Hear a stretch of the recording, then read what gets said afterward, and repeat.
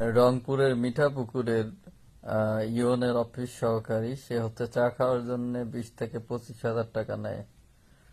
তো আশ্রয়ণ প্রকল্পে ঘর পাওয়ার কথা বলে টাকা নেয়, এবং যদিও সে ঘর পাইয়ে দেয়নি।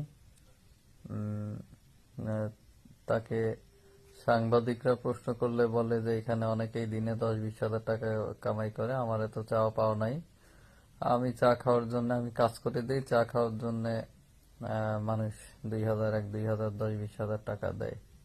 তো চা খাওয়ার নামে হাদিয়া এই সকল যে নামেই ঘুষ বা অবৈধ লেনদেন করা হোক, সবই একই অপরাধ।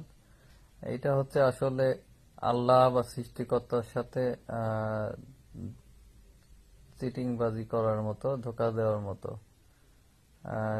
কারণ সৃষ্টিকর্তা